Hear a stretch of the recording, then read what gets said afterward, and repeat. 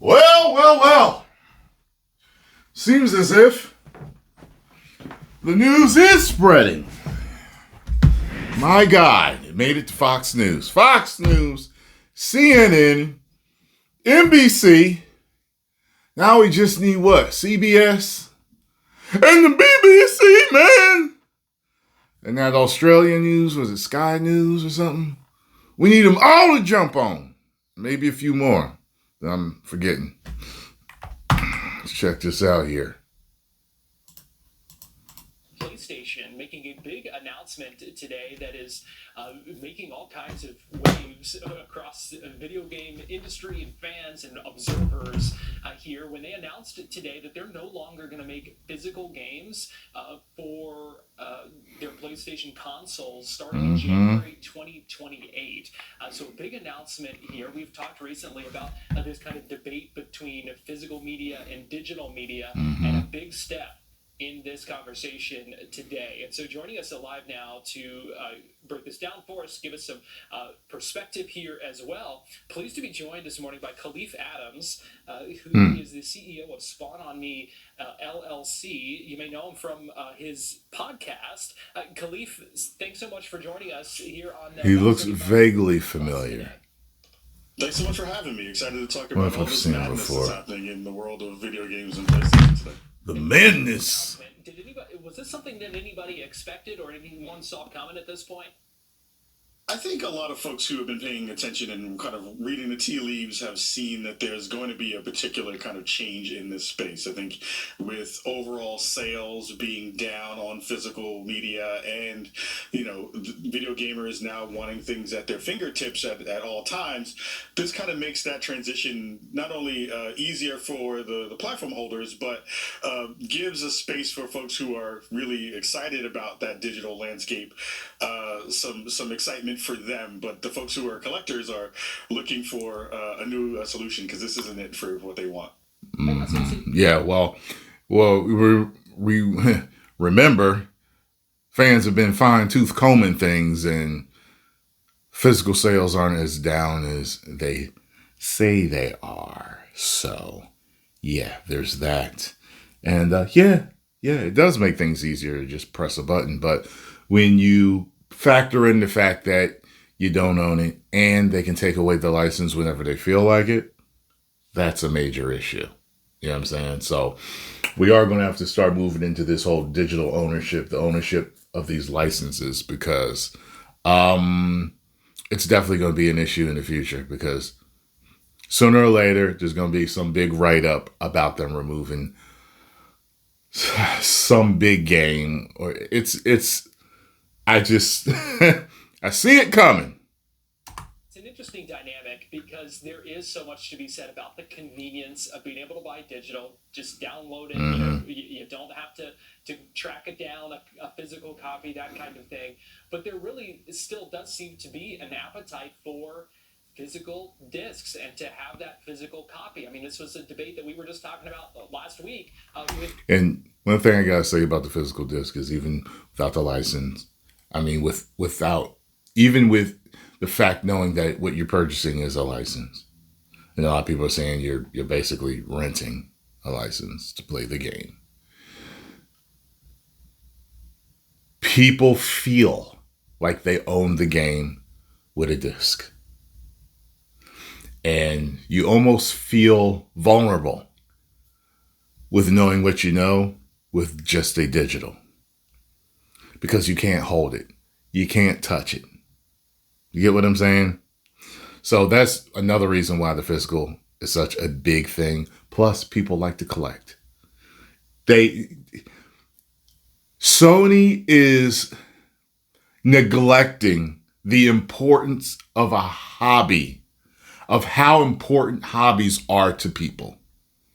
To some people, collecting things is a major part of who they are, their identity. It brings them so much joy to collect things, and they are just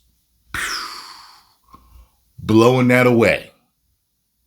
Grand Theft Auto 6 and that release and some of the controversy over that, not being a physical copy with that, and And so it's an interesting dynamic, Kahlief, when you're talking about it being 2026, so much is digital, but still being folks who want that physical copy. Yeah, folks who are, the biggest kind of conversation around all of this is around what do you actually own? If you're given a digital code for a game, you can't resell that. If you're down on your luck and you're like, hey, I need to trade this thing in, or if you have a friend who just wants to play a thing that you have and they don't own it, you can't do that with a digital game at this point. So seeing this uprising of, animosity towards the practice is reasonable for folks who are worried about not only is the digital future going to be real, but there are some concrete actual problems with the ways that digital media gets kind of shared, especially when you think about U.S. infrastructure. Not everyone has great internet, rising costs of what it's going to have for electricity. Yeah, when I found out how, I forgot what the number was, but I was like, there were some people still using like DSL. This was a few years ago. I was like, I thought DSL was just gone with everything we have now. I figured everybody had fast speed, put it that way. You know what I mean? Not the highest tier, but there's so many different avenues in where this could be problematic, and it winds up being something that consumers are going to really be worrying about kind of moving in the future. What does this mean for cost? How do you think we'll see this playing out when it comes to the cost of video games? We've seen cost of video games. It's going to be a problem with the cost. There have been, there are obviously costs of production to a physical disc, but it also seems like many times these digital copies retain a higher price longer than maybe picking up a used copy of a game, or even buying a game on, finding a new copy even on sale. So what is this going to mean for the cost of video games? I think the cost is not going down. I think one of the conversations that we thought of when I was reading something the other day, or saw something where they were talking about like now in America, you need to be making six figures plus to feel, rather comfortable. If you're going to, and especially if you're going to raise a family, if you got like a couple of kids, a wife and everything, you need to be making six figures or more. And I don't think the majority of the country does that. So a lot of people are struggling. A lot of people have issues. They like to be able to trade their games. The majority of the games I played when I was a kid were traded. You know what I'm saying? Traded, or my friend let me borrow his. You get what I'm saying? I was a poor kid growing up. So there was a lot of fun that I would not have had if this was the situation. You know what I'm saying? Secondhand, selling them, trading them. As a matter of fact, think about this. That's how I got my PS1. You want to hear a story real quick? So, when the PS1 came out, I knew what I had to do to get one financially. This was the first financial thing I was so proud of myself for, because I figured it out, plotted it out, and I knew by that day I would have the money. I had to trade in my Super Nintendo. I had to trade in, I think it was like 5 games. So it was that and that. And I had to have a certain amount of money, like $250. I can't remember what it was. It probably wasn't $250. I don't know why that number's in my head, because it probably was less than that. That's probably how much it cost when it came out. How much was the PS1 when it came out? The original PlayStation $299. So I don't know if $250 was the number. I don't know how much they were given for the Super Nintendo plus those games. It might not have been much, and maybe I did need $250. Maybe that's what it was. I know I might have needed $2 something. I know that. So I knew I was working at McDonald's. I knew how many weeks it would take for me to be. Once I found out the date, I knew the date of release of PS1. I knew how much the PS1 was. I knew how much Tekken was, which was my first PS1 game. And I said, okay, I gotta trade in the PlayStation. I mean, this Super Nintendo 5 games. And I gotta have this much money. By this, okay. And I did. I had it. I had everything ready. And I had to take a bus on like a Friday or a Sunday. So I can't remember when it released because I had to get a transfer. And you didn't have to get a transfer on like a Saturday. It was like a Friday or a Saturday and Sunday. You didn't have to. I can't remember which one it was. What date did the PlayStation 1 come out in the United States? The PlayStation 1, or PS1, was released in the United States on September 9th. September 9th, 1995. Wait, no. That's December. September 9th? Yeah, that makes sense. Okay, so September 9th, 1995 was what day of the week? September 9th, 1995 fell on a Saturday. No, it had to be a different day.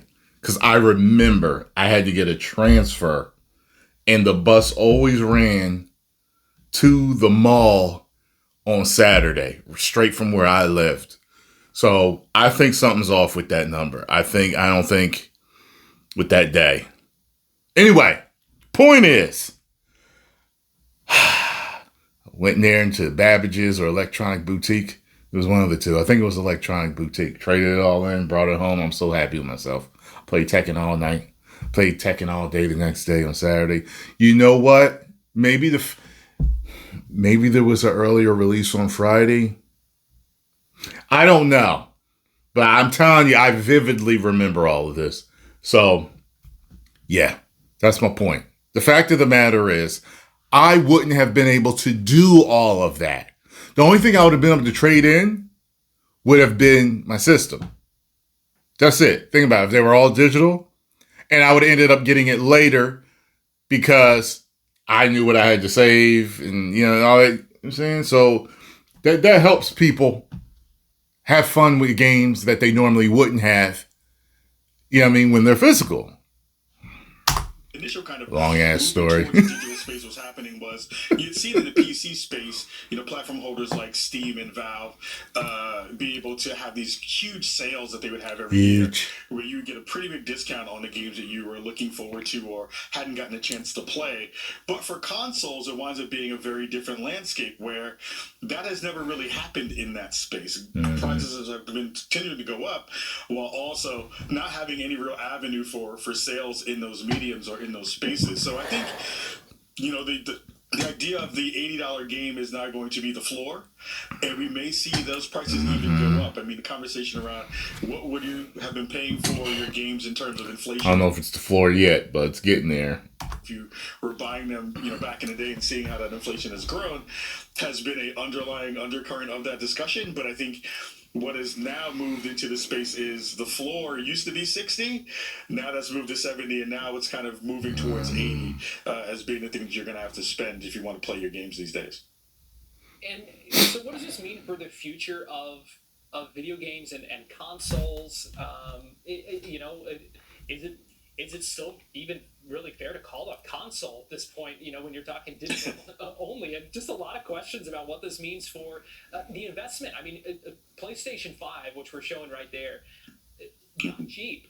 It's still not, even years after its release. And so when you're talking about folks, investing money in an expensive console, whether it's the PS5 or whether it's a future PS6, I mean, what does this mean for that in the future of whether people see the value in doing that?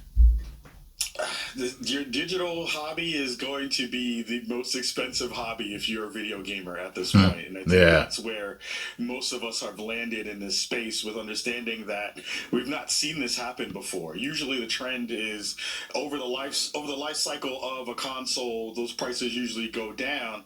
And we've seen opposite happen where both console makers, both Xbox and PlayStation, have added at least $100 plus to your gaming systems. With now the PlayStation 5 Pro costing around $900, with a PlayStation 6 on the horizon, which most folks are, forecasting as being at least $1,000 at the minimum, when I'm probably in that $1,200 camp for whatever. I heard like skiing's a expensive hobby. There's someone make a joke about that. It was like, you go broke getting into skiing. If that's true, it's kind of like this is turning into that. It's the new skiing. I assume that golf might be expensive too, getting all your clubs and stuff. Probably is going to land. So that winds up moving all of your hobby into a much more expensive space, when most folks don't have that much disposable income anymore to be able to kind of lend towards gaming in these ways, with the trend moving that is not going to be going down anytime soon. It's probably just going to get worse with rising silicone issues, rising RAM because of AI, so many different parts of that ecosystem that are moving in that direction. So it's going to be an expensive time to be a gamer for sure.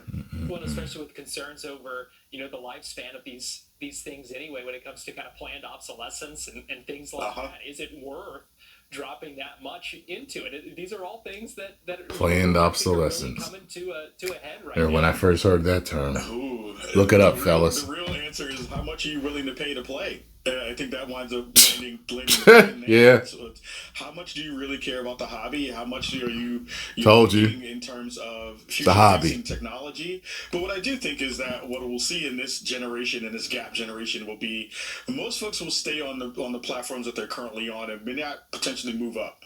We won't see people going to Helix as much as we thought they might be going to. We won't see people going and buying and running out. If Project Helix continues to print discs, and they have great exclusives, and they have the most powerful system out there, I think we can see something happen. But if they don't, if they go all digital like Sony, I think they're burying themselves. I absolutely do, because they'll be more expensive than the PS6. And I don't know how they expect to. I don't know. I don't know how they expect to have the lion's share of the business with that type of thing going on. I don't know. A PlayStation 6, except if you're an early adopter in those ways and really wanting the best kind of tech that will be out there to offer. So yeah, I think a lot of folks are going to stay on platform on what they're currently playing now, and hoping that some prices go down somewhere down the line, but that won't happen until probably way into the middle or even end of the next console cycle, if it happens at all. It's interesting, Kahlief, just how the industry has changed. I mean, at one point, Sony kind of having physical discs as a selling point for their consoles, and now seeing, how little of their revenue comes from physical games. It really is just an interesting shift in consumer habits. You like it or not. I mean, you can't. So this is 2025, 85% of PS5 and PS4 games sales are digital. We don't believe that anymore. Just 3% of Sony's 2025 revenue came from physical games. Yeah, right. Nobody believes you. 2024, 82% of consoles sold are disc edition.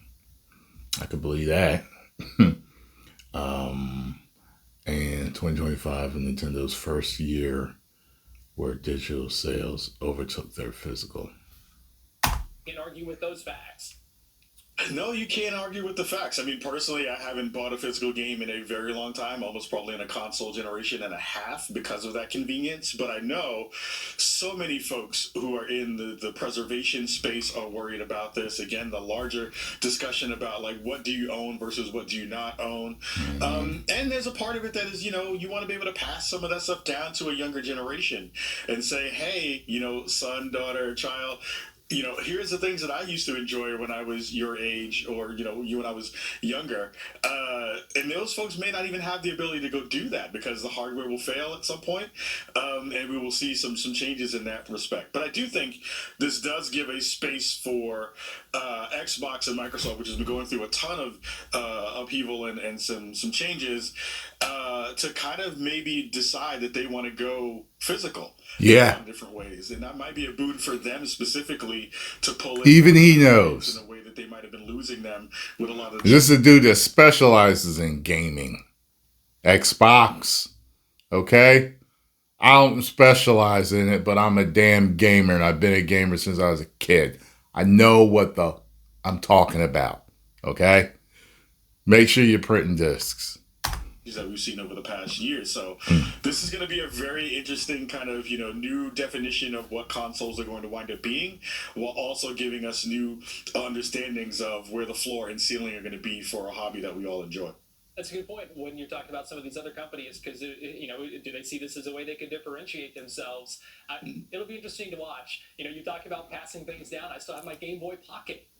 In some of those games, the red version of Pokemon and stuff that and still play and show my nieces and nephews and stuff like that. So I think there is something to be said.